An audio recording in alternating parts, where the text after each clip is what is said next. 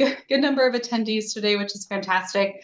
So I'm just going to go down the list very quickly. If you just want to unmute yourself and just indicate the organization that you're from, and we'll try and get through that pretty quick. So I'm Hannah Oden. I'm a planning coordinator at PAG, and I'm just going to go down the list as names appear. So Chuck Stack.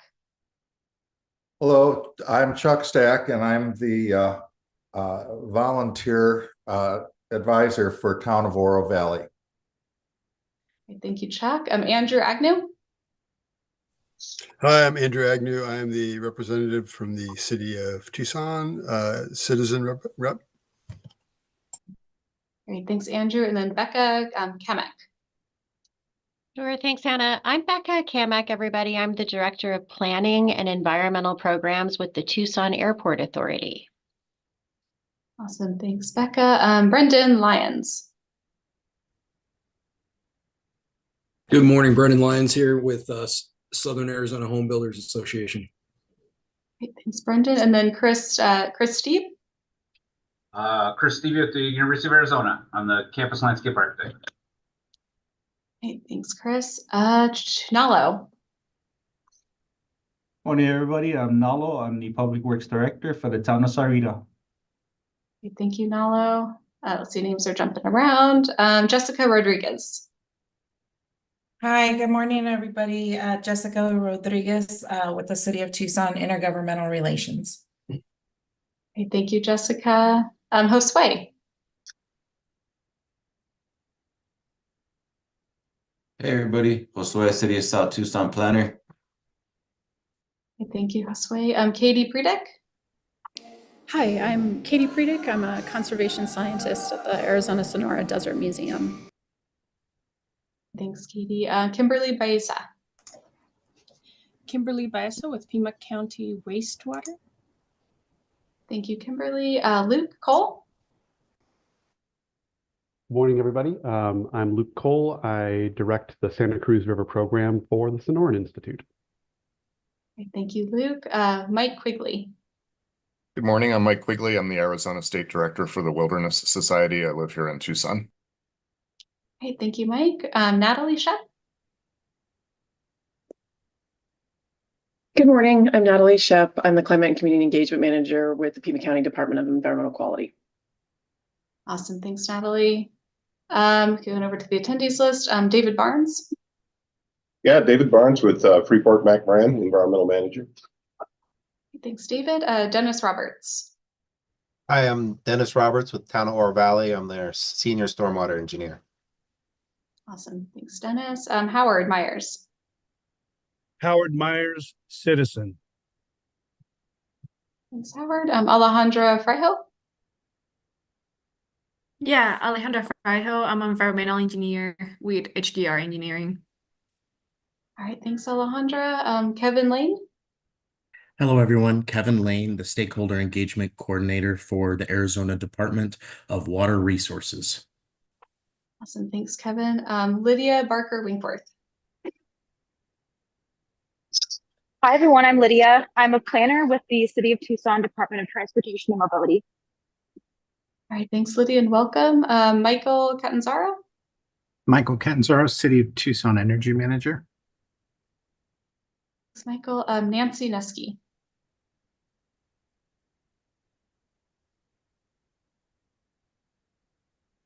Oh, Nancy, you are muted if you're trying to speak.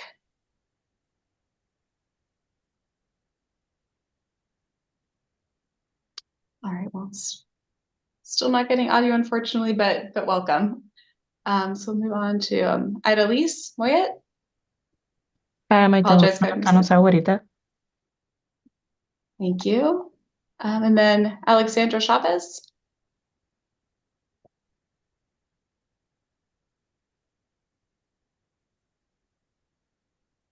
And then Alex, I know you just joined. I don't know, it looks like you're still muted, but if you want to unmute and just introduce yourself real quick.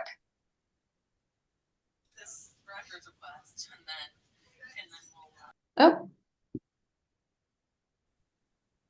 All right, still not getting audio. Yeah, Alex is with the town of Oro Valley. Then see Jennifer Flood. I'm Jennifer Flood. I'm the Deputy Director of Public Works for the town of Marana. All right, thanks, Jennifer. All right, and I will just quickly go through folks on the PAG side. So Mead. Good morning, everyone. I'm Mead Meyer-Welburn, and I am a planning manager in our integrated planning department. Thanks, Mead. Melanie Alvarez. Good morning. I'm Melanie Alvarez, and I'm a planning coordinator with PAG. Thanks, Melanie. Jeanette. Good morning, everyone. This is Jeanette DeRine. I'm the Transportation Planning Director. Thanks, Jeanette. And Dustin. Morning, Dustin Fitzpatrick, Environmental Planning Administrator. All right, thanks, Dustin. And we also have our amazing admin and tech support who are helping us keep this meeting going. So we have Jesse, Jeff, Bree, Don, and Yisa, who are keeping everything running smoothly. So really, really appreciate their assistance. If there's anyone that I missed, feel free to, names are kind of jumping around, so feel free to unmute yourself and introduce yourself if there's anyone that I missed. All right, not seeing anyone jumping in, so we'll move on to the next agenda item. Just move my list there. So this is our in-kind form. So regional planning efforts are enhanced by recording time donated by attendees, volunteers, and participants. PAG collects data on the time dedicated to meetings and activities to apply for use as matching funds for grants and federal dollars. If you are paid with federal dollars, please let us know now. Time spent in preparation for this meeting will be estimated by PAG staff who are knowledgeable of the agenda and meeting materials. At the conclusion of this meeting, the session report will automatically calculate your time spent in this meeting. Time spent working on PAG, RTA initiatives, programs, and special projects may also be eligible for consideration for matching funds. It's something I didn't say at the beginning. If for some reason your jurisdictional partner and for some reason you do have to jump off or can't stay for the entirety of the meeting, I would appreciate you letting us know, or you can just shoot me an email just to make sure that we maintain quorum. All right, so we'll move on to the third agenda item. This is the Santa Cruz River Urban National Wildlife Refuge. So Luke Cole will be giving this presentation, and I will just start with a quick bio. So Luke Cole is the director of the Santa Cruz River program at the Sonoran Institute, where he leads efforts to restore and enhance the river's ecosystem across southern Arizona and northern Sonora. Since joining the organization in 2018, he has worked with staff and collaborators to advance the Living River Initiative in support of the rehabilitation of the Santa Cruz River. Luke holds a PhD in environmental sciences from the University of Virginia, an MS in oceanography from the University of Rhode Island, and a BA in biology from St. Mary's College of Maryland. All right, well, welcome, Luke. And I know there's folks from the Wilderness Society who are also who've been working on the effort and are here to help with any questions as well. So Luke, with that, we will get your presentation up and we'll hand it over to you. All right, I think I can see that I've got the control of the slide deck, so I'll do a little dummy test at the beginning once the thing's up. If not, I know I'm in good hands.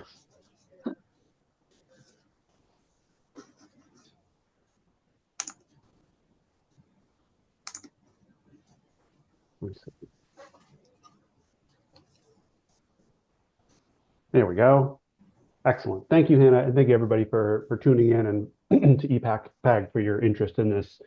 This is a long-standing project, and it really picks up on some of the major sort of urbanized Santa Cruz River work that's been happening in the region, kind of since like the year 2000, if not earlier.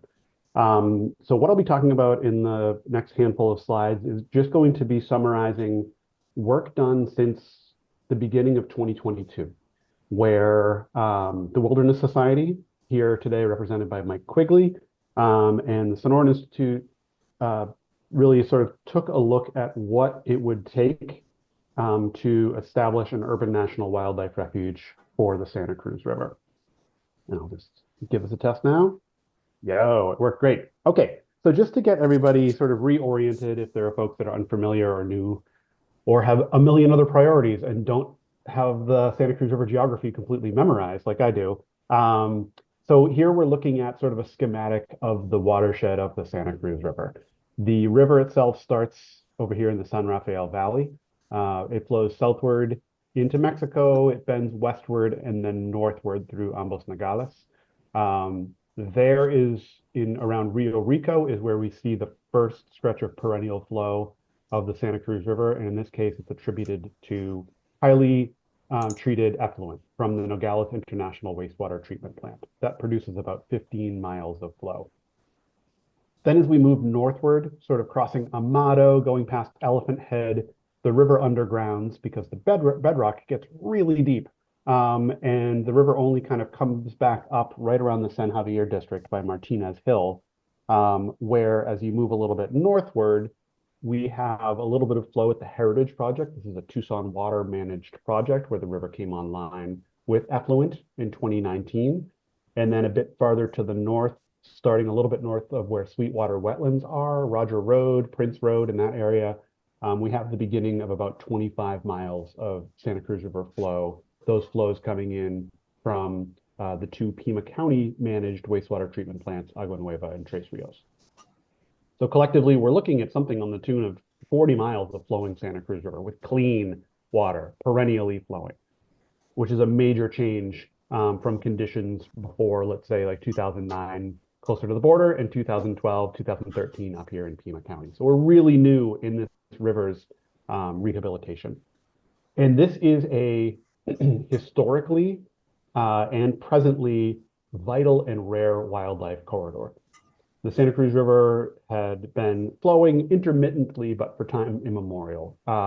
It had thick mesquite bosques. It had jaguar and ocelot and grizzly bear, I learned recently. Big, charismatic megafauna like those. And today, all of those same species, with the exception of the grizzly bear, are still using the Santa Cruz River and its watershed. The river is critically important as well as you look just to the east of this watershed to the San Pedro, which is the last free-flowing natural river system in Arizona, and it is losing water year after year after year. So the Santa Cruz River really is the resiliency for wildlife within this region of southern Arizona. And within the river now, and it's indicated on a couple of locations here along the river, we have threatened and endangered fish species. We have the Gila top minnow, which after around 100-year absence was only rediscovered in the Santa Cruz River less than 10 years ago, which is really an amazing thing. And we're tracking the conditions of the Gila top minnow year after year. And other researchers are tracking the recovery of the Mexican spotted owl, leopard frog, Pima pineapple, etc. There are a lot of species here. This is a very critically important region. And for that purpose, we sort of have been exploring what an urban national wildlife refuge could do. Now, these would be created, you feel free to you're going to do what you're going to do with your eyes, whether I tell you to feel free to do it or not. But as you're scanning this thing over, an urban national wildlife refuge, it would be property that would be owned or managed by the U.S. Fish and Wildlife Service. Urban means it has to be within 25 miles of an urban center defined as 250,000 people or more, and Tucson checks the box right there. And it provides the highest standard when it comes to permanent federal protection of land for wildlife. So given the importance, the indigenous, the cultural, the ecological history of the Santa Cruz River, putting this river and bringing federal recognition to the Santa Cruz River is in and of itself deeply needed and overdue and important. What we have been spending some of our more recent time doing is looking to see if there are specific properties that could be donated to or otherwise acquired by the Fish and Wildlife Service by willing landowners that could serve as like the parks that people could go and visit that would be managed or co-managed by the federal government within this broader refuge geography. These wildlife refuges are intended by design to remedy or attempt to remedy environmental injustices. And as many of us know, particularly those of us, not myself, but those of us who have lived in Tucson for a really long time, we know that the Santa Cruz River, not until very recently, was a pretty rough spot. More or less open, lots of wildcat dumping. The quality of the water for decades was either absent, no water in the river at all, or the water quality that was in there, at least it was like pretty stinky, not great to have in your backyard. So there was a lot of environmental injustice insofar as poorer, older BIPOC communities had been relegated to living along the river corridor. Now that we have this clean flowing Santa Cruz River again, this is a hotspot. There's development happening up and down the river. And this effort is not at all, this effort is not at all intended to quash any sort of development. What it is intended to do is to provide a community asset that reflects the communities that live along the Santa Cruz River and within the broader geography of the Urban Wildlife Refuge. Importantly, for city and county and regional policies and plans, this refuge would not impose any limitations on land use activities, floodplain management, in-stream river management, nothing like that. It would simply be intended to provide this community asset, as I had just described before. And this effort is particularly interesting, and it's why this project was brought to the Wilderness Society in the first place by the Biden administration, is that by taking this administrative approach, this grassroots approach where Sonora Institute, the Wilderness Society, and now about 50 different organizations and individuals are working together to circumvent Congress. This thing does not need congressional approval. Instead, what it would need would be the approval of the Secretary of the Department of Interior. And they, as the sort of overseers of Fish and Wildlife Service, would have the ultimate approval to determine where and when the urban wildlife refuge would be established for the Santa Cruz River. They need to see community desire. And to date, we have had unanimous support for this project and acquirable land. Acquirable meaning this is not a federal land grab. Any land that would become the parks part of this wildlife refuge would be made available by willing landowners, by willing sellers. So I mentioned the makeup of the coalition. Now, this is an incomplete list. This list has grown since it was made just back in May. But what you're seeing here are individuals and organizations and elected officials who have backed and are supportive of this Santa Cruz River Urban National Wildlife Refuge. They do so by being part of this refuge coalition. This refuge coalition was started really earlier this year, following some years of research by Sonora Institute and the Wilderness Society to determine the viability and the community interest in this refuge concept. So the individuals who are on here, those represented on here, are participating actively or passively, or have participated in efforts to expand knowledge of this project throughout the community and to bring in more partners and to bring in support on the ground at the regional level and right now, most importantly, at the federal level. So I mentioned that, this has to be a community asset and to remedy some environmental injustice. And looking at the Biden administration's Justice 40 criteria, we see here that there are 40 of these tracts within 1 mile of the Santa Cruz River in Santa Cruz County and Pima counties. So this is a national federal standard to determine where the need is, where justice, either environmental or economic, has not been served.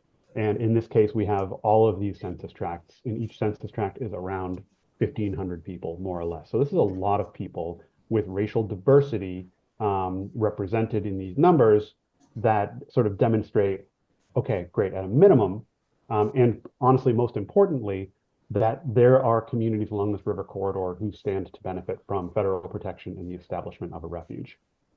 Looking here within Tucson's urban corridor, kind of looking from around like Los Reales northward to around Ina Road, the most urbanized corridor of the Santa Cruz River, this is where we see some of the highest racial diversity. I have figures in here for age, education demographics, income demographics. They are all borne out and show the same thing, that the diversity, particularly diversity within these skewing towards historical environmental injustice, is borne out in federal and locally collected data. So this is a major check mark to justify the establishment of a refuge, because it shows these communities have not received benefit like this from on a widespread level from the federal government in years. So on the screen here on the right, we have a proposed map of what an urban wildlife refuge geography could look like. Now, I should say, because we're taking this administrative action and because it's a grassroots effort, we, this coalition, who just all those names were up on the screen a little while ago, we are doing the homework for Fish and Wildlife Service. We are collecting these data. We are making proposals around geography, benefits to the community, wildlife changes, things like that, and putting it on a silver platter and giving it to them, basically doing their homework for them, like in quiet, such that the federal government can then review and make their decisions based on that. And we've had really excellent relationships throughout this multi-year process with Fish and Wildlife Service. So that's why this is a proposed map. Fish and Wildlife Service can determine the geography as they see fit. But as represented on this screen, we have about a half-a-mile border on either side of the Santa Cruz River, particularly in the northern reach of this. And this goes from the US-Mexico border to Pinal County. It's important to note that this geography hopscotches or leapfrogs, I guess, the San Javier district of the Tonantzin Nation. That is because there is not land or interest at all on the part of the nation to cede land back to the federal government, right? This has to be willing landowners who are giving land back. So we have been working with the San Javier district. We briefed them again earlier this week on this project. They have written a resolution in full support of this project. Just they like everything about it, but are not interested at all in giving land back, which correct. So some of the properties that we are looking at are down in Santa Cruz County. You can see that there's a little bit of a blob outside of this 1 mile buffer. That is a single landowner who has offered around 7,500 to, let's say, 8,000 acres of land, including 13 linear miles of the Santa Cruz River, as well as property up in Josephine Canyon, providing north-south and east-west wildlife crossing. And that also includes critical jaguar habitat. So that is a really impressive, huge parcel of land. Following suit on that, Pima County has offered nearly 600 acres of Santa Cruz River land that is just on the west branch of the Santa Cruz River. So sort of in like the Mission Ajo corner of the Santa Cruz River. And these collectively demonstrate to the federal government that there are willing landowners. This community not only gets it and supports it, but they're willing to put land forward for sale or donation. And I had mentioned some resolutions to date.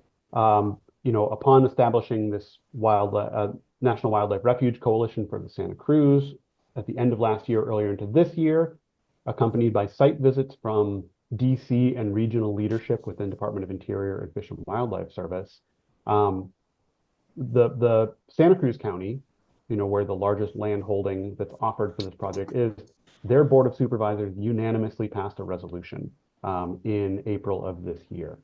Pima County, very shortly thereafter, passed a proclamation effectively saying the exact same thing. And these two are rare and extremely important because they've done something quite unique and quite important. Both of these resolutions proclamations say not only we, Pima County, want an urban wildlife refuge here in Pima County, addressing the federal government, they are saying we, Pima County, support the creation of this urban wildlife refuge in Pima County and Santa Cruz County. Santa Cruz County did the same thing. So it's basically recognizing the fact that this is a river corridor wide initiative that is supported by both counties, showing that the two counties are working and speaking together. Then also in May, we submitted this landscape conservation design. This is about a 200-page document that summarizes all of the justification for establishing the urban wildlife refuge. We submitted that to Fish and Wildlife Service and it was approved last month. So that really also puts the process and the engagement with Fish and Wildlife Service into more of a permanent and dedicated state. And then in June, the San Javier District Council, they also unanimously passed a resolution supporting this project. This week upcoming, the City of Tucson will be voting on a resolution as well that is mirroring in many ways the resolutions and proclamations that were passed by Santa Cruz and Pima counties as well. And we're hoping to get conversations going in the Green Valley community in Marana, just to really demonstrate that this is a full river corridor project, at a minimum to inform those communities and ideally to bring them in to be supportive, officially of this initiative. And as I just said, so we are seeing upcoming that the City of Tucson will be voting on this resolution. We are encouraging all partners who are interested here to log on to our website, santacruzriver.org. And upon going on to santacruzriver.org, you are prompted with a survey. And when you fill that out, it will go to Secretary Holland. And even if you just sort of do a direct form fill, it adds to the numbers of folks who have expressed interest and backing of this project. To date, we're pushing around 1,400 signatures already, plus a separate postcard campaign. And upcoming, Fish and Wildlife Service will be sort of taking a parallel track, working with municipalities to sign an MOU around an urban partnership. This doesn't really establish a refuge, but what it does is it furthers the engagement with Fish and Wildlife Service and this region. I wanted to sort of close out by noting a few things. So the refuge is showcased in Sonora Institute's newest Living River magazine. This came out just last Friday. It's available in English and Spanish, and we do a deeper dive report as well on the Sonora Institute website. If you Google Living River Sonora Institute, you'll get it right away. And also, as calls to action around this and to get people more acclimated with the river so that they can be more easily and understandably supportive of this refuge concept, we're doing more and more community engagement events. This upcoming, or 2 Saturdays from now, October 12th, we'll be doing a river cleanup where the Santa Cruz River crosses Grant Road. We're bringing in food trucks. We're going to have DJs. We have sponsorships. It's going to be super fun. And that area really needs some help. So if you are able, please do come on out, and we'll be having an after party at Dragoon where they'll be taking $1 off of everybody's pints. And I think with that, I just wanted to thank you all, leave some time for questions, hopefully, and Mike and I can speak to process, background, next steps, et cetera, to the extent that we're able to answer those questions. So thank you all very much. I appreciate it. Great, thanks so much, Luke. That was fantastic presentation. So we'll open it up for questions. So just go ahead and raise your Zoom hand if you have one, and I can go ahead and call on people. Or if you just want to unmute yourself and jump in. I'm not seeing any hands up yet, I don't believe.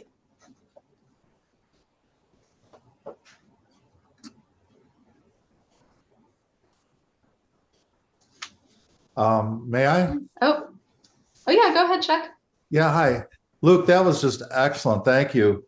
I wear a lot of hats, and one of the hats I've worn, I'm a biologist like yourself. I'm also a STEM certified Arizona teacher. And I just want to compliment you, man, because this is one big, huge living classroom for our students. And yeah, be proud, because this is the type of thing. I live in Oro Valley.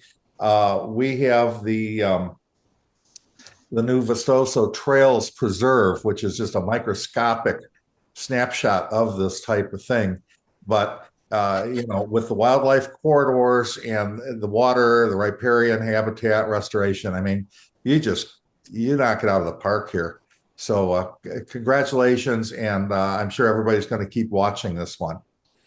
Thanks, Chuck. Yeah, we have had, on top of this, I didn't have the guts to, but we have had unbelievable media coverage on this year, and especially very recently. There were pieces in AZPM, Nogales International, Arizona Republic, and the Daily Star just within the last 7 days. This refuge got the cover of the Daily Star on the Sunday edition.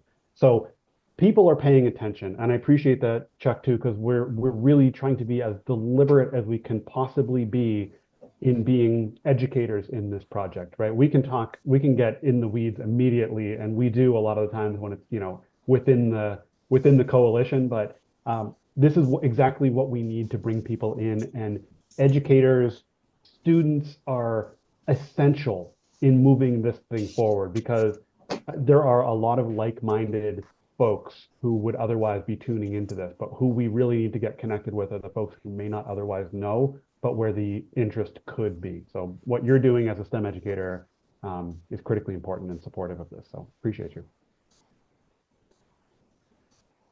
Mead. I did have a comment, you can tell. A question. First, I wanted to say, like Charles, I'm a big fan of this, of your work.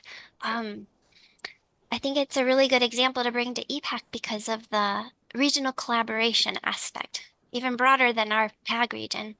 And a huge benefit that it would bring more resources to the table for increasing that access to the river. So I thought, since today's a top issues update kind of announcement day, I just wanted to think about this in terms of how we might start to think about what is the top issue that we want to make sure is identified for EPAC as well. It could be an action or goal, that kind of thing too. I'll point that to Mike, our great strategist on this. Mike, does any sort of call to action for PAG rise to the surface for you? And it's for all regional partners, really, like collaborative opportunities. Got it. Thanks, Mead. We've been, thanks, Luke, and hi, Mead. We've been a little behind on reaching out to some of the other communities along the river corridor, Marana in particular. So we would appreciate an opportunity to do a more thorough discussion and background briefing with the town of Marana. I know there are some representatives from Marana on the call right now. And then going forward, I think the resolution of support from the Pima County Board of Supervisors was critical, and ideally another one coming from the city of Tucson next week. I have to confess, I don't know where PAG fits in that. If a separate letter of support from PAG would be something that you all consider, or if you just defer to the county. If it is something that you all have done in the past, as any additional letters of support that we can get to the Fish and Wildlife Service would be really helpful. One of the things that we've tried to point out to them is that they would be very welcome in the Southern Arizona community. Not to disparage other parts of the state, but they would not be getting the same warm reception if they were maybe in La Paz or Mojave County that they might get here in Pima and Santa Cruz. And we're trying to impress that upon them, that the community here would welcome them and want them to be partners in this effort going forward.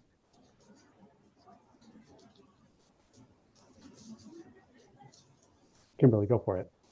Fantastic.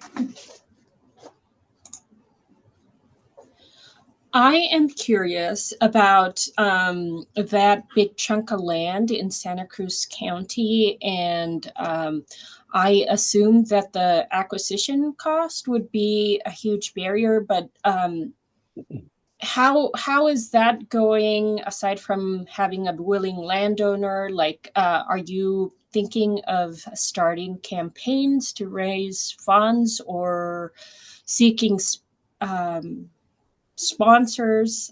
So that's the first question. The other question is, I'll reiterate that this is such an admirable project. And, you know, just thinking of how there's that bend in the Santa Cruz in Mexico. And I know that it would be very, an even longer project, but have you considered starting discussions with Mexican conservation organizations or partners about starting something similar on that side of the Santa Cruz? Question two, no, not yet, but that makes a lot of sense, Kimberly. Making, you know, so much of the work on, at least on Sonora Institute's end, is binational, that it would fit really nicely in a lot of our sort of existing program portfolio. So I will look certainly into that. I think that makes a lot of sense, maybe with a bit more maturity on the project. And I forget what question one was, sorry. I can do question one. All right, Mike's got it, all right. Yeah, so it is a willing landowner in Right, Rio yeah. Rico, the Jackson family. They have been over the years reassembling the old Baca float number 3, and they're elderly now, and they would like to see this land put into conservation status. So yeah, acquisition cost is going to be high. The Land and Water Conservation Fund, which is a federal program that takes offshore oil and gas lease money from extractive industries and then applies it to acquiring properties and doing conservation programs around the country, is one potential source of funding for this. And in the interim, you'll even notice on Luke's map there at the bottom, there's the logo for Trust for Public Land. We have been talking with TPL about facilitating the transaction from the private landowner and holding the property until such time as the federal government could acquire it. I'll also point out, for the purposes of this group and for the potential properties in Pima County, fee title acquisition by the federal government is an option, particularly if there's funding that we can identify. But that's not the only option. There's also co-stewardship or partnership agreements where the landowner, the county perhaps in some cases, would retain ownership of the land, but work with Fish and Wildlife Service to manage that particular property for the conservation gain to the river.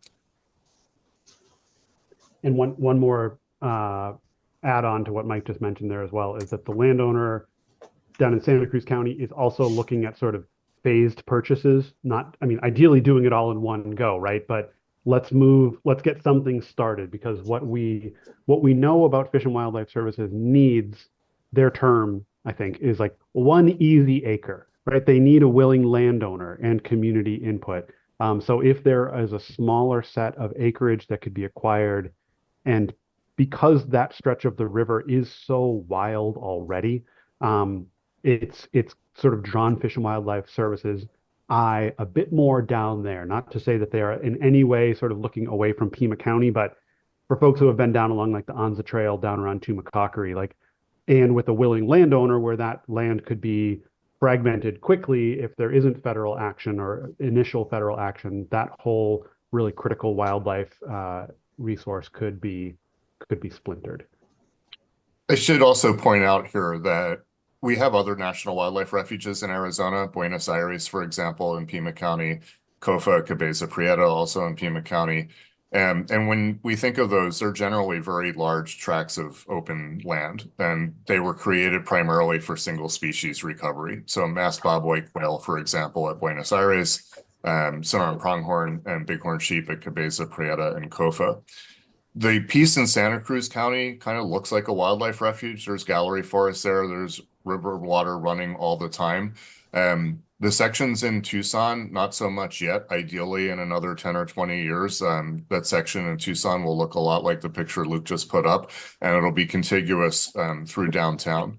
But the idea of an urban refuge, the way Fish and Wildlife Service has explained it to us, and the chief of refuges visited last year, is that they realized they weren't serving the human population. They were creating these large refuges primarily for wildlife recovery, which is their mission, but they wanted to have inroads or build relationships with constituents that would support their effort, and also helping local communities doing things locally that provide for a variety of wildlife, not necessarily just endangered species.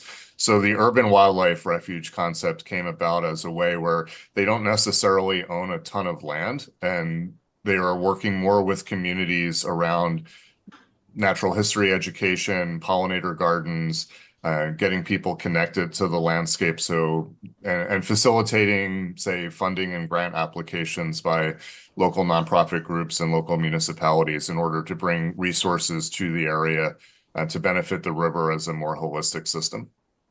So a little different idea of an urban refuge versus what we're used to here in Arizona with the really big wildlife refuges.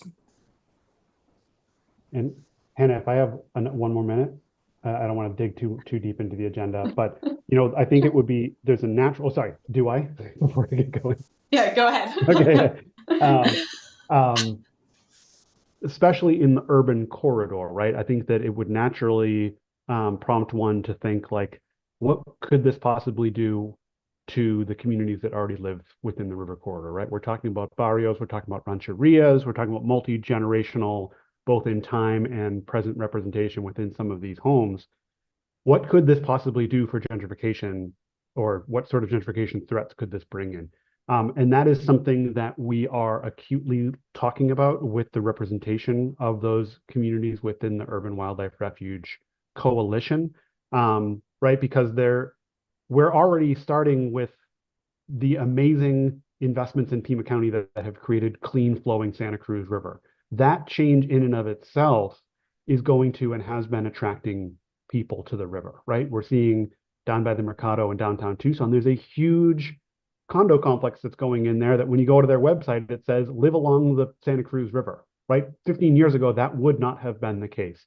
So what we are making sure we are doing, and the conversations recently with the city of Tucson have been really illustrative of this, is that we need to ensure that if this wildlife refuge does come through, and if land is acquired within the city of Tucson, that the city assumes responsibility for ensuring that it doesn't deplete housing stock or otherwise sort of raise property taxes or whatever it should be to the point that the abuelitas and like others who are living like along the river corridor don't get priced out just by nature of there being more amenities available, which is going to draw in a sort of a more gentrifying set. So those conversations are underway. We are deeply tracking that and want to ensure that this does not negatively impact these communities in any way. And the coalition can't do that, but the partnerships within the coalition, City of Tucson, Pima County, et cetera, are where we would be able to ensure that those protections are factored in. Thanks for that last little minute, Hannah. I appreciate it.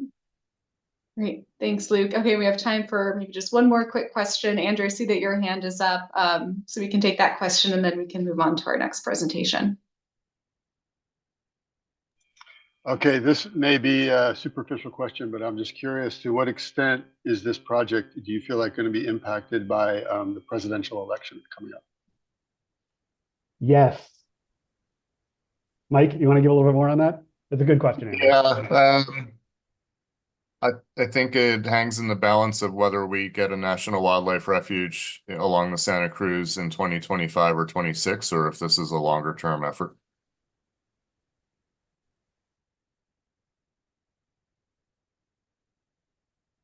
All right, well, thank you, Luke and Mike, both so much. That was a fantastic presentation. Just as a reminder to members, the meeting is recorded and will be available online, as well as the presentation, if you'd like to follow up or just have access to the slides. So thank you both so much. That was great. All right, well, we can move on now to agenda item number 4. So it looks like, there we go, perfect, thank you. So yeah, this is an item related to the cleanup and reuse planning for the decommissioned Roger Road wastewater reclamation facility. So Kimberly Baeza from the Pima County Regional Wastewater Reclamation Department will be providing this presentation. We'll just read a short bio for Kimberly. So Kimberly is a native of the Chihuahuan Desert and a happy transplant to the Sonoran Desert. When she has spare time, she hikes, bird watches, and travels. These days, she mothers 2 delightful little persons who are capable hikers, budding naturalists, and demanding travel companions. All right, Kimberly, I will go ahead and hand it over to you. I don't know if you're able to have slide control, or you can just say next slide and we can move through it. Okay, so click for next slide or the arrows. Let me see. I'm using the arrows. It's not working. So I'll just ask you to advance the slides. Well, I appreciate the opportunity to share about this important project. I think many of you here are familiar with the work we're doing at the Roger Road facility, but I'm gonna provide more details for those who are unfamiliar. So this is how we experience this property right now. It's fenced off. It's been in use for centuries, actually. It's smack on the east bank of the Santa Cruz River. So there was farming in prehistoric times and also in modern times. And for around 60 something years, it was how we kept the community safe and safe, public health wise. It treated wastewater from the community from the early 50s until early 2014. And advance the slide, please. So this is the rough outline of the facility. You'll notice that the south west corner is cut off, but it was part of the original facility. It has since been converted, that southwestern portion, into the Agua Nueva Park. So this is roughly 45-acre property. The outline you see there is around 45 acres. It has a lot of infrastructure associated with wastewater treatment. And it's largely been unused for the last decade. PAC does store pet food into warehouses there, and the American Red Cross also uses it to store emergency supplies, but it's mostly unused by people. It does have a lot of wildlife. Every time I go out there, there's raccoon tracks and lots of birds, obviously. Bobcats have been documented there too. So it's quite a special site, not only because of its past history, but because it is so centrally located in our community. It's surrounded by residential, industrial development, and also really awesome wildlife and natural features. We have the Santa Cruz River on the along the west. We have the start of the effluent dependent Santa Cruz River right at the right off the property. In fact, the flowing stretch of the Santa Cruz River in this area was started by the Roger Road Water Reclamation Facility.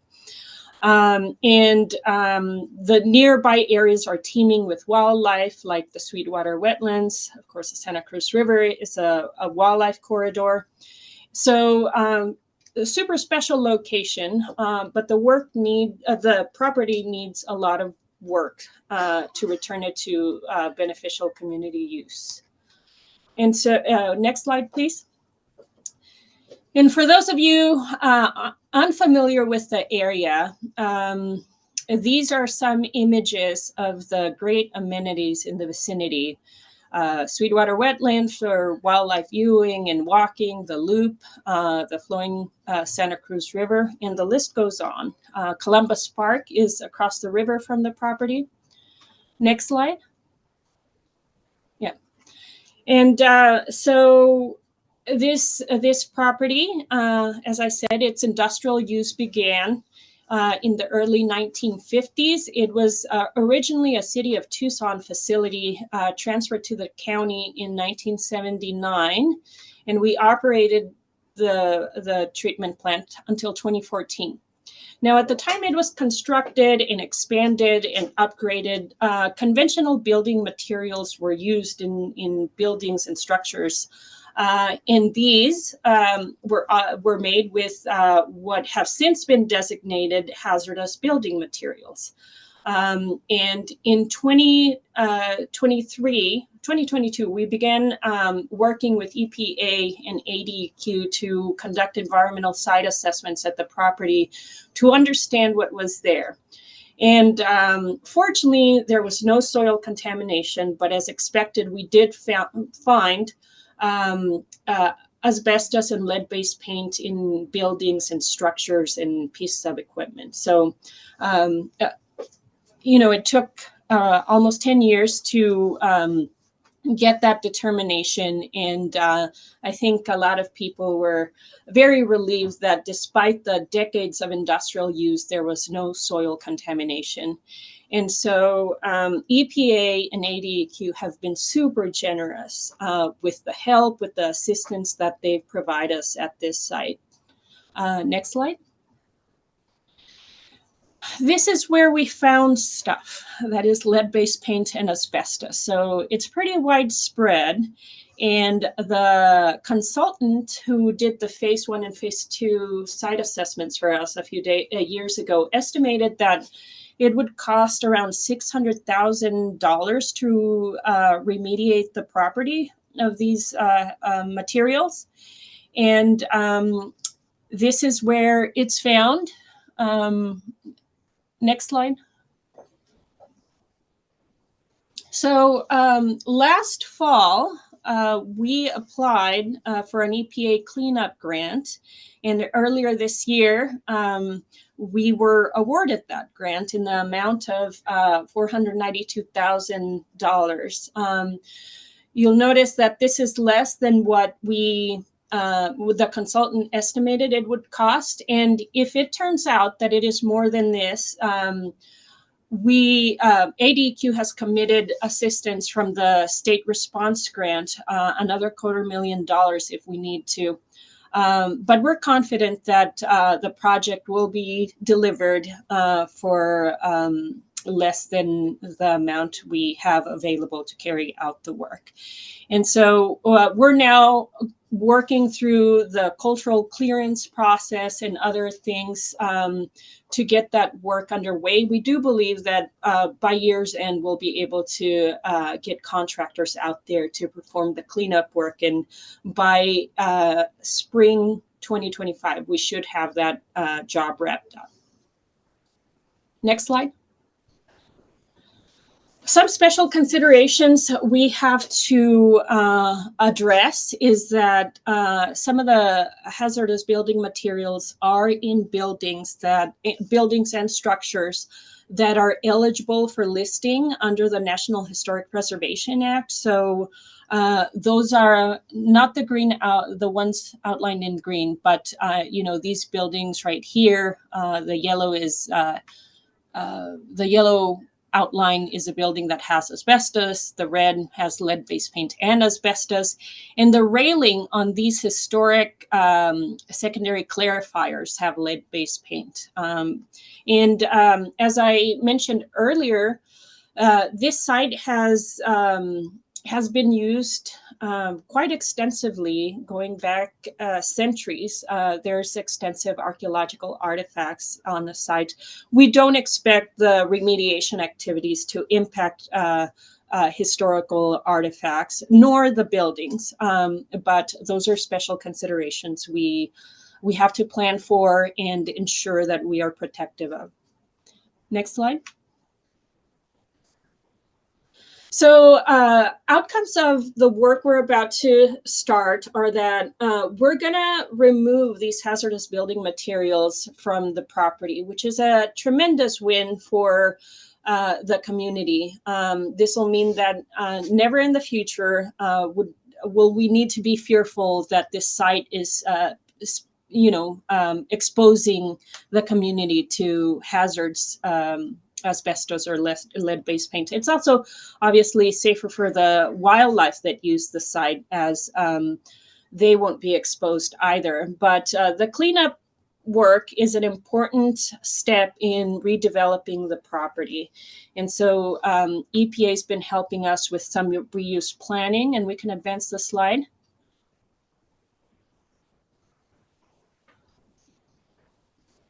Yeah, I'll talk about some, there we go. So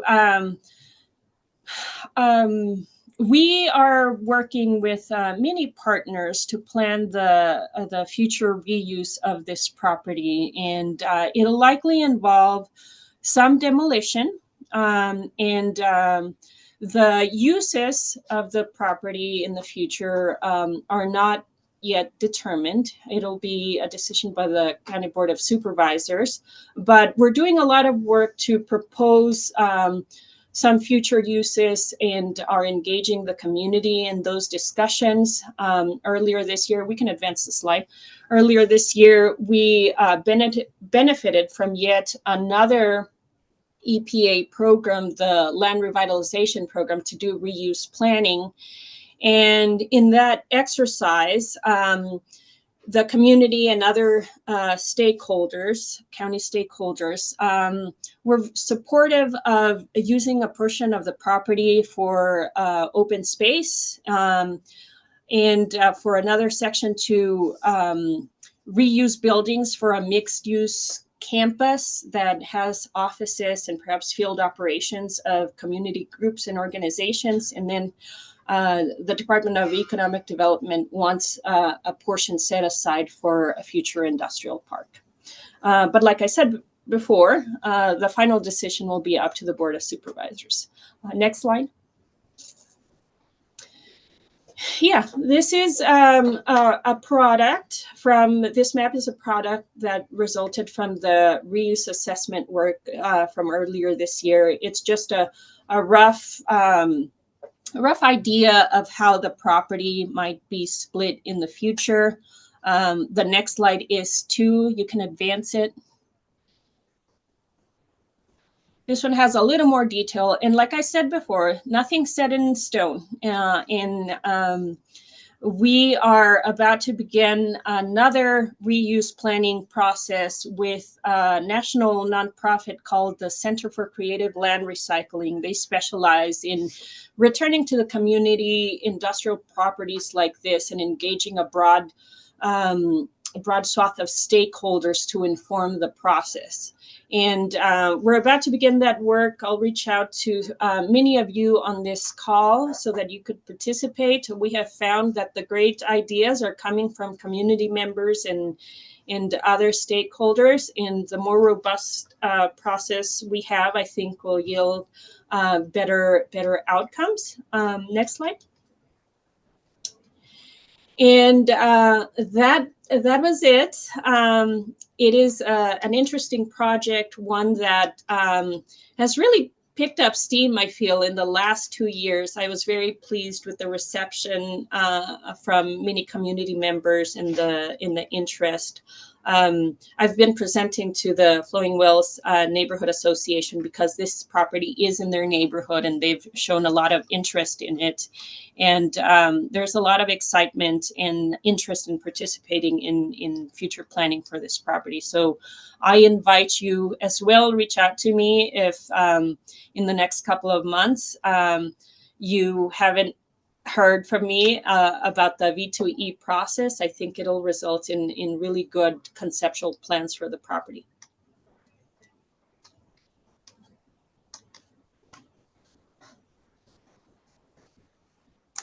Great. Thanks so much, Kimberly, for that. Yeah, great presentation. It's a really exciting effort. So we'll open it up. If there's any questions, feel free to raise your hand or you can, go ahead, Chuck. First up.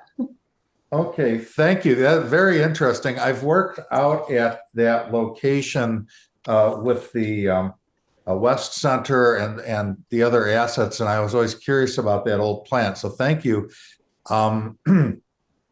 Are there any, and it looks like this is going to be a complete demolition, that all of the wastewater treatment assets will be taken down and the land will go back to, say, a brownfield status? Is that what you're conceiving? No. So the property is a brownfield, and that is just a term to describe properties that either have contamination or people perceive that there's contamination there and therefore are difficult to redevelop. But, the hazardous building materials we found, regulatorily, we are not required to remove them. Removing them is something we wanted to do just to make the property safer and also because we are hopeful that there will be a path for us to redevelop it, in which case, we want to get rid of this stuff anyways. But we easily could have just managed the building materials in place, encapsulating and monitoring and keeping people away. So so it is a brownfield, but it's not problematic in that, there's extensive contamination that needs to be addressed. And so your other question was what? Oh, are there any assets, wastewater treatment assets that could be reutilized? And I bring that up because I've done that in the United States with, they call them merchant plants. Sometimes an old wastewater treatment plant can be revitalized and used to bring in specific waste for treatment besides just sewage. One area the EPA is very interested in is diverting grocery store waste and produce, food waste out of landfills.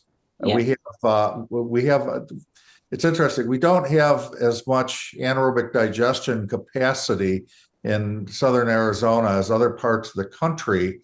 And it's possible that, if the assets were in good enough shape, they could be utilized to bring in truckloads of bad cabbage and lettuce and things. And it would become then a biorefinery that would produce biogas, sort of a liquid wastewater landfill, if you will. And that would divert waste from Los Reales and would allow you to then produce energy on site. So I'm just thinking, I don't know if this has been brought up, but I've got expertise in that area, and I was just curious if that's ever been brought up. Yeah, so we do have anaerobic digestion at Tres Rios for the solids from the wastewater stream, right? But yes, that nothing like that has been proposed at the Roger Road site. I think what has been proposed is partial demolition and adaptive reuse of some of the buildings.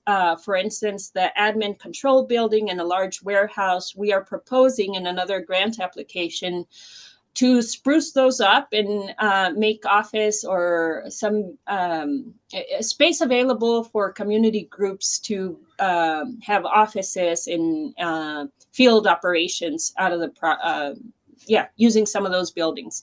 And and so not only would this adaptive reuse make use of those structures, but it would also limit demolition costs. It is quite steep. The reuse assessment report from earlier this year estimated between $9 and $12 million to demolish everything to 6 feet below grade. But in the reuse planning process, we had a professor from the University of Arizona College of Architecture and Landscape Architecture, Mackenzie Waller, proposed this post-industrial redevelopment approach that would reuse some of the buildings and structures and preserve some of the history of the site. And I think that's a very viable path forward for the property. In fact, so the in Mike Quigley's here, but the Wilderness Society has commissioned an artist to install a mural on one of the digester tanks that face the loop. So that is one of the proposed reuse ideas for those digesters, as like canvases for public art. Fantastic. No, great presentation. Thank you, Kim. I'll send you emails separately. Excellent. Right, thank you, Chuck. All right, and Jessica, it looks like you have your hand up. Hi, yes. My name is Jessica Rodriguez, and I'm with the City of Tucson Water Department. And when you were talking about areas surrounding the renovation area, you also talked about the Sweetwater wetlands. And I'm curious about how that might impact operations or the wetlands in any way. So the remediation project, we don't expect there to be any impacts to the wetlands. On the contrary, we'll be making a neighboring property safer for wildlife and for people who visit the wetlands, right? So, but as far as like redevelopment, I can only think of good things as a result of redeveloping this neighboring property, just expanding the available habitat for species in the area. And regionally too, the Santa Cruz River is part of the Pacific Flyway. So having more high quality habitat around there will be a good thing for wildlife and neighboring properties and all that. But should anything come up, or with Tucson Water, if you see any issue that I'm obviously not aware of, I welcome your input in bringing up these concerns. Thank you, Kimberly. I don't necessarily feel like there's going to be a negative impact. I'm just curious about operations and how it might affect traffic flow and the community that's visiting the property and water that comes into the wetlands. So I do think maybe it would be a good idea to just touch base maybe offline and make sure you get in connection with the correct people so that there absolutely. isn't any conflicts that may arise. Again, I don't think that it's a negative thing what you're doing. I'm just curious about how it impacts our operations. Absolutely. No, I appreciate. And like I said, the more people we inform about this and have them chime in with ideas, concerns, I think will lead to better outcomes. And I routinely have chats with and participate in meetings with like Joe Kane, Beth Scully, and Lori Eman. So we have folks from Tucson Water in the loop about what's going on, but I'll include you in the list of stakeholders. It sounds like you have the right people with Beth and Lori, so I'm just doing my due diligence. Thank you so much, Kimberly. You bet. Okay, thanks, Jessica. Christina, looks like your hand's up. Thank you. This is great, Kimberly. This is really exciting. Just to follow up on what Jessica said, and from my own perspective with Audubon and other organizations that I work with, my concern is in buffering the Sweetwater wetlands, because putting high traffic or other types of uses, outdoor lighting, et cetera, adjacent to the wetlands will definitely have an impact, and most of it will be negative if there's noise or light pollution that it impacts it. And the other issue I have is just making you aware that, of course, they do controlled burns there to enhance habitat on an annual basis, usually twice a year. And so that might also impact, the adjacent uses that you're developing, and to be aware of that. But I would just recommend buffering the wetlands so that the wildlife have a way around and through over to the river, more so on your property as well. And thank you so much. It's very exciting.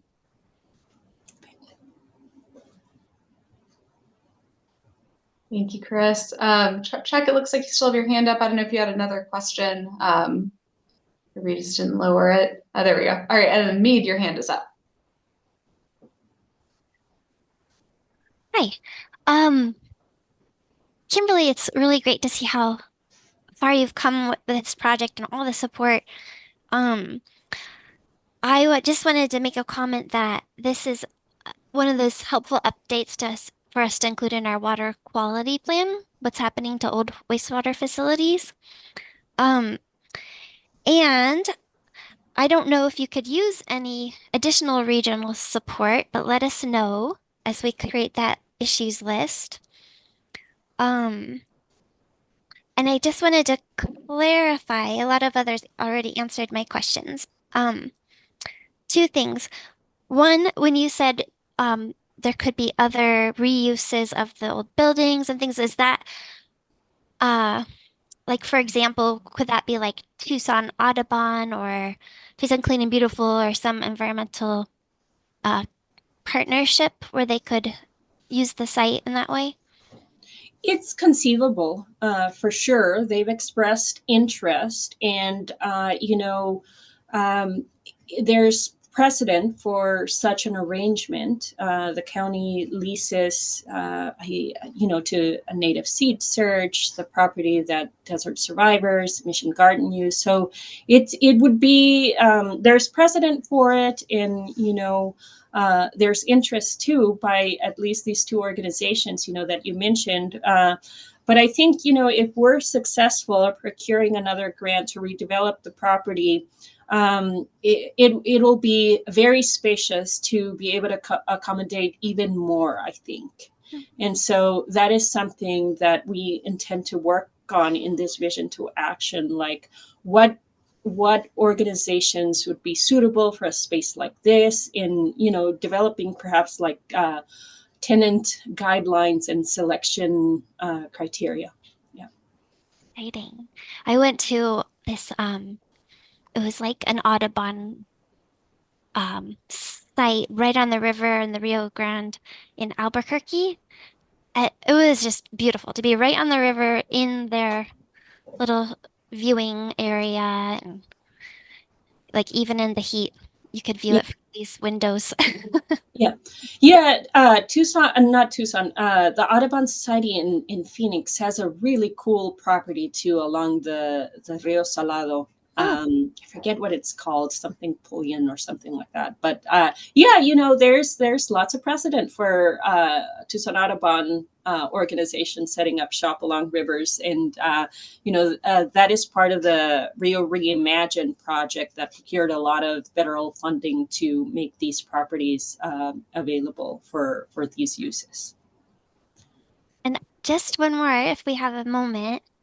I think it might be a quick question. I love how your presentation followed Luke's because of the river topic. It just seemed like it naturally dovetailed. But have you spoken with the Urban Wildlife Refuge about what that relationship could be? They're definitely interested. I am not in a position to, push for this to be included in the refuge concept. It just makes sense that it be considered, given how it's next on the Santa Cruz River, and very near a large population center. It is something that they're considering, and I facilitated a discussion last week at PCC where the interest was high, and they're looking into ways of roping it into those plans. But perhaps Luke or Mike can chime in. I think it definitely speaks to what Kimberly just said, and in a bit more of a historical context, historical being in the last 3 years or so, the Roger Road site is absolutely a rather ideal site, at least in our local view, for what an urban wildlife refuge could be. So it was one of those curious properties that is along the Santa Cruz River that is not actively developed, I guess, at this point. It's kind of a weird way to describe it, but it's like relatively inert, right? So the opportunity is certainly there.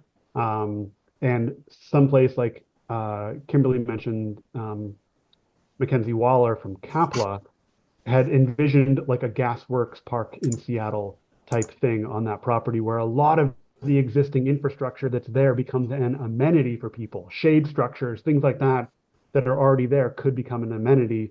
What it's providing in Short Mead is a really interesting like case study opportunity for what a refuge could be. And if we're able to get there, fantastic. But what Kimberly is laying out here has far more sort of immediate and direct benefit for the community. And if we're able to merge the two, wonderful. If not, it will serve, because it's already an urban wildlife refuge, like Kimberly said, all lowercase letters, but it really is like it's a biological hotspot there. And if we can find a way to merge these efforts and make it into a community hotspot, even better.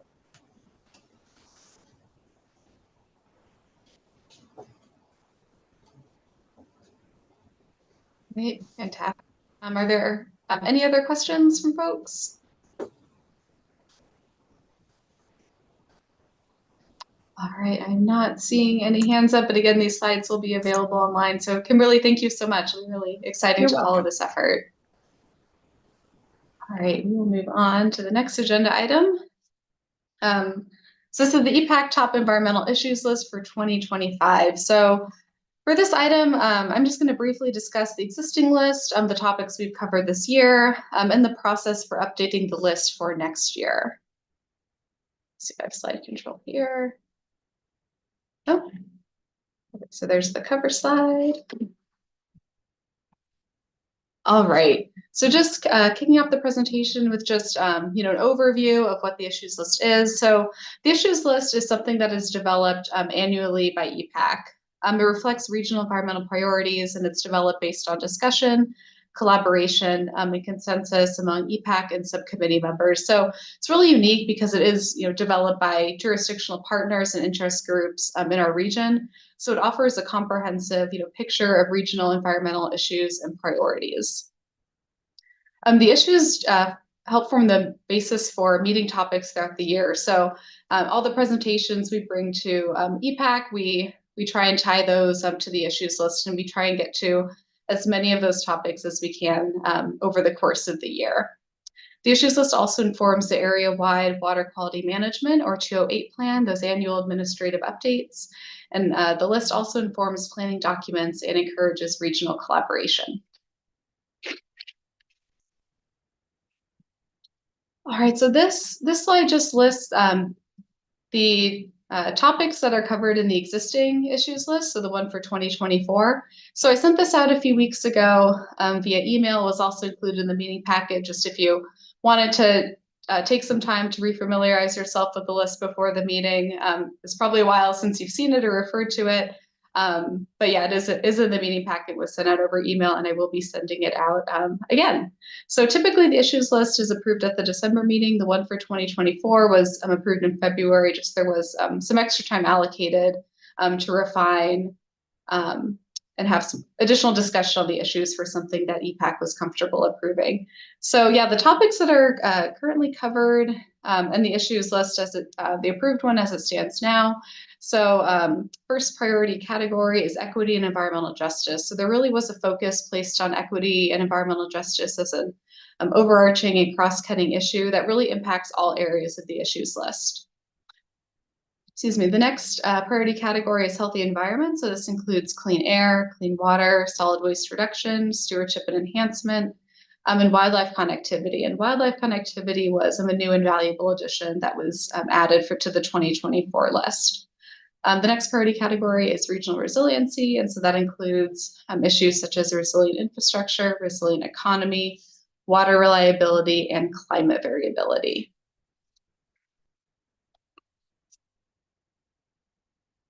All right, so as I mentioned earlier in the presentation, we really use the issues list to inform topics and presentations that are brought to EPAC throughout the course of the year. So this is a list of topics that we've touched on or maybe covered in a little more detail throughout the course of the year, or our meetings this year so far. Of course, there's always opportunity to cover these topics in more detail or from different perspectives.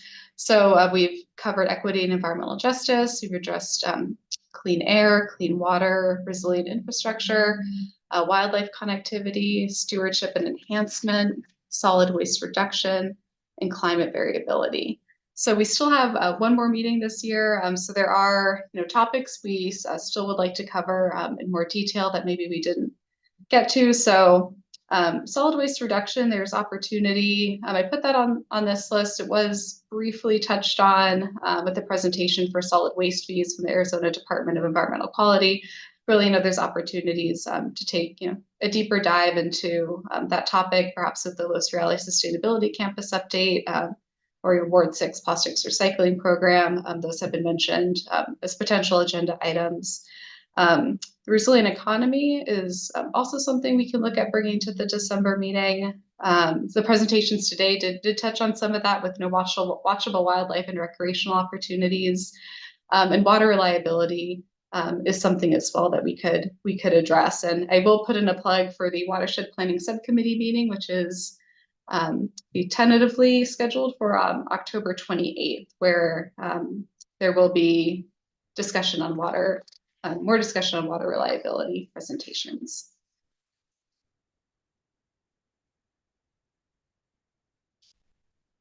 All right, and I just want to go over the structure for the 2024 issues list. So based on member discussion and feedback as we went through the process last year, we changed the structure a little bit in the organization. So there really was an emphasis based on member feedback on regional collaboration, identifying shared objectives. As PAG is a technical advisory committee, or I'm sorry, as EPAC is a technical advisory committee to PAG, advising on federally required PAG plans, that was called out in the list, and using the list to track regional accomplishments.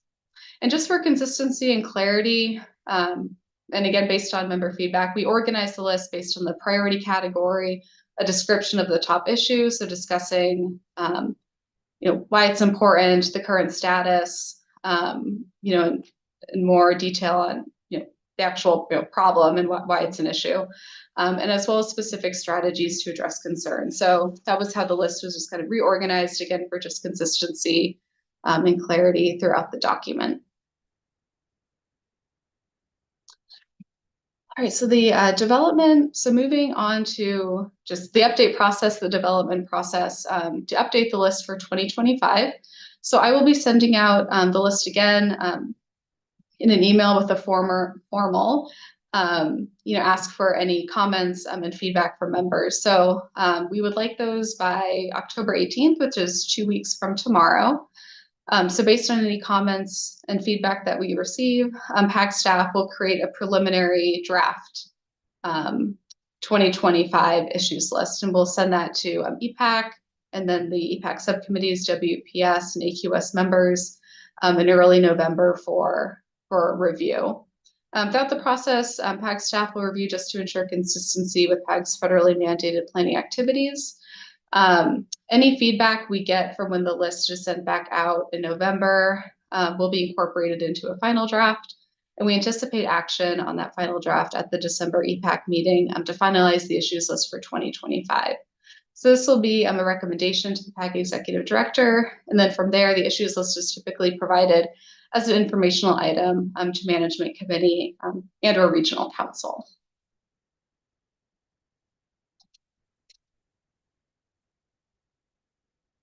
All right, so that, so 1 moment here. All right, so that wraps up my presentation. So yeah, I can happy to take any questions. And if you can think of any issues, sorry, you can take any questions, or if there's any issues that you can think of that you might want to incorporate, or any initial thoughts, we can certainly have that discussion right now. You can think about any new priority issues, next steps for specific regional collaboration for an issue, as well as any accomplishments made that you would like documented or covered in the issues list. And I forgot to mention, as PAG staff, we will update the list to reflect changes to any PAG plans, such as the 208 plan, and any updates to federal regulations. But yeah, happy to take questions. If you just have any initial thoughts on the updates or anything you might like to see, we can certainly have that discussion. All right, Chuck, I see your hand up.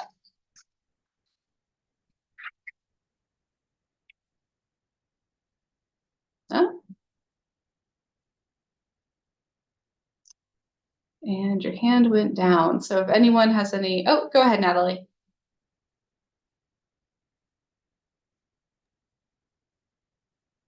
So I recall in the discussion last year that we talked about kind of evaluating where we have gone over the last year.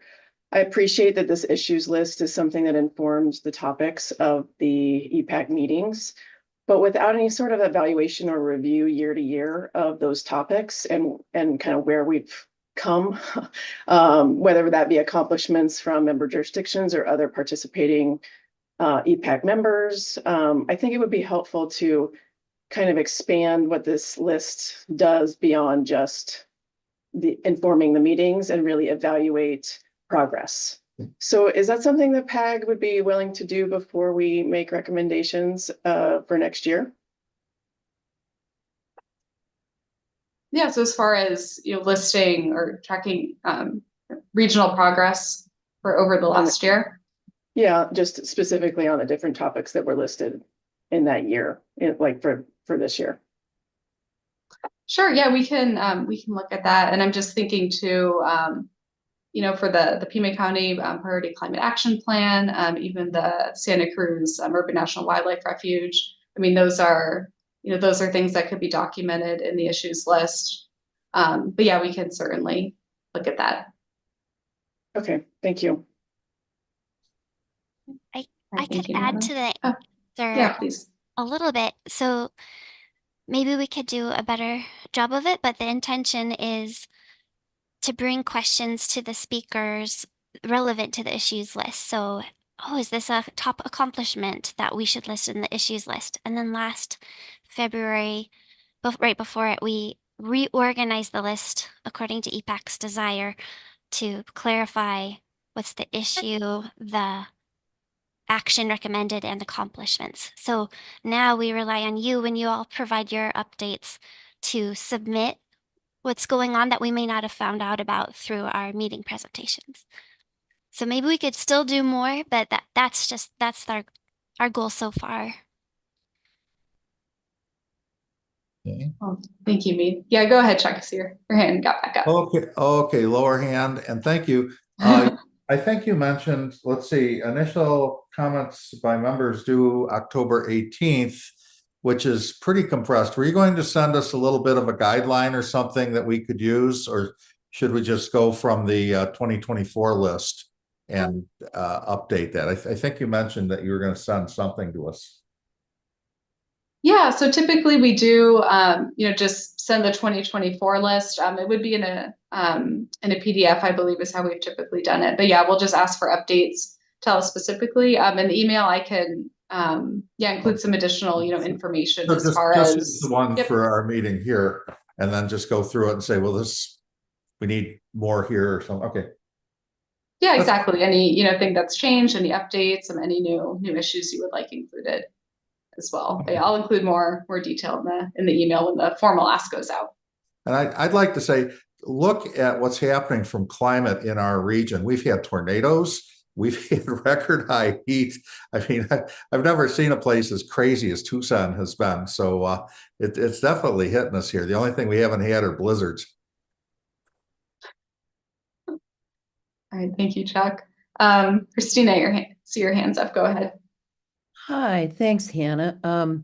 A couple things. One is I think we can do a better job on wildlife connectivity in a regional sense. And aside from watchable wildlife and things of that nature, there have been some real great strides with the city of Tucson, with Pima County, and there's been opportunity for others. Also, there's been work with the Tohono O'odham Nation that I don't think that people are aware of, and I think that it's pretty exciting when you look at the big picture. Secondly, artificial light at night is a topic that has been developing over the last decade, and it is a significant issue for public health as well as for wildlife. And I think both the astronomers at the U of A and the dark sky folks, but also from a public health standpoint, that would be something that would be very useful to the jurisdictions. There has been an ongoing conversation between some of the jurisdictions regarding updating the outdoor lighting code, but it has been woefully uninformed about the latest science. And so I think that would be very helpful for folks to have available, in particular because, for instance, the workshop or the presentation that was given on the natural infrastructure and dryland streams last year has been a very wonderful opportunity to educate people and developers and others. And we've used it very much as a reference. so people can all get on the same page. So this would be another opportunity for something like that. Thank you. Perfect. Thanks so much, Chris. Yeah, and internally we've discussed a larger wildlife connectivity panel as well. So yeah, definitely opportunity We to had cover that in a lot more detail. we had a wonderful convention here a year ago, this last May, not this last May, but the previous year, that was sponsored by the Department of Interior, the Pew folks in California, and the Tribal Wildlife Services. And I sat on a panel talking about what was going on here regionally in reference to others, along with the gentleman from the Tohono O'odham Nation, from some folks from Game and Fish, and others. And it would be, I think, something that the jurisdictions could also really use to their benefit, what with listings changing as they are, and new listings potentially for under the Endangered Species Act. The city of Tucson is revisiting a potential draft habitat conservation plan. Marana will have issues as well. So that could be very helpful. Thanks. Yeah, absolutely. Thanks, Chris. All right, any other questions, thoughts?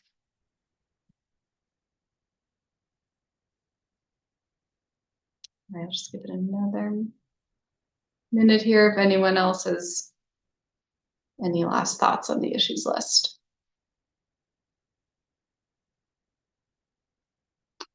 All right, well, I'm not seeing any other hands up, but yeah, again, I'll get that list back out with a formal ask for any updates. And again, we'll incorporate those into preliminary draft, and members will have a chance to review that preliminary draft before our December meeting.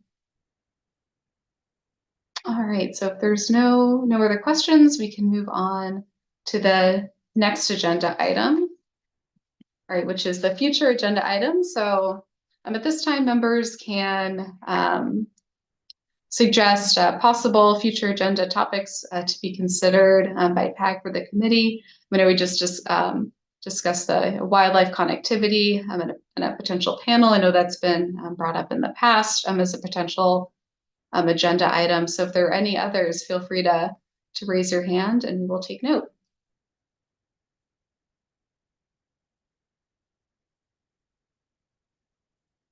All right, go ahead, Chuck. Audio. Thank you. One thing that recently floated in the news was about Davis-Monthan Air Force Base planning to pursue supersonic flight testing over our region. And I know that's going to be very disturbing for wildlife in places like the Ironwood Forest, where we have bighorn sheep and some other things. So maybe that's something we should look at. I know that that's there's some discussion, but I would be curious if the group would want to take a look at that as a possible public health concern, because the supersonic flight paths look like they'll be pretty extensive throughout Pima County. That's all. Yeah, that would affect national parks as well. Also, that's a good idea.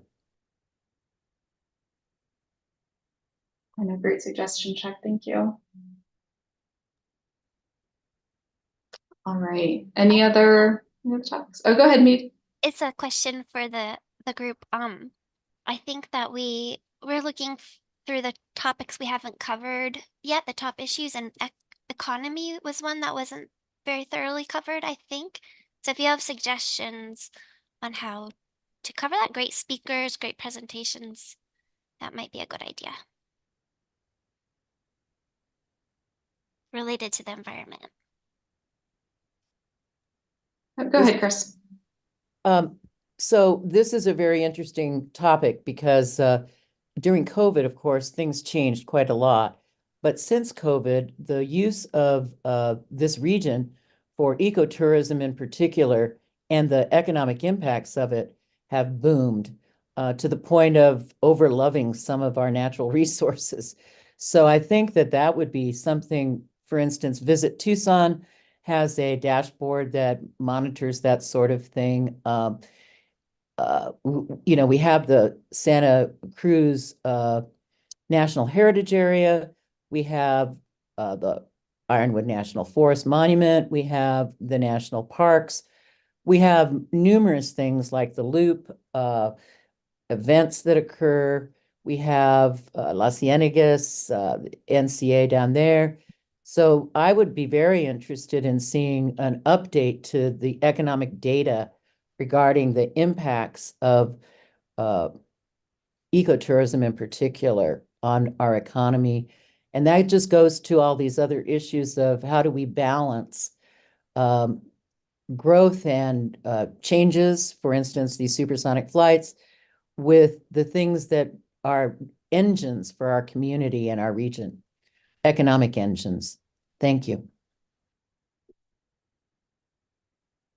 Perfect, thanks.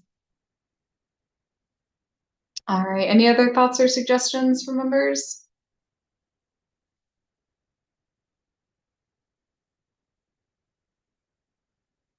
All right, well, not seeing any other hands up, but of course you can always reach out offline. And we do have a list going of proposed future agenda items. So with that, we can move on to the adjournment. All right, well, I just want to thank everyone so much for making the time to meet this morning and for the great discussion. Again, I'll be sending that issues list out. We are tentatively planning for our December meeting to be on December 12th at 9:30, likely in a hybrid format, since the upgrades to the EPAC conference room will be complete by then. But thank you all very much for attending, and have a great rest of your day. Thanks, Hannah. Thank you. Hannah, thank you, speaker. Thanks. Thank you. Thanks, everyone. Thank you so much.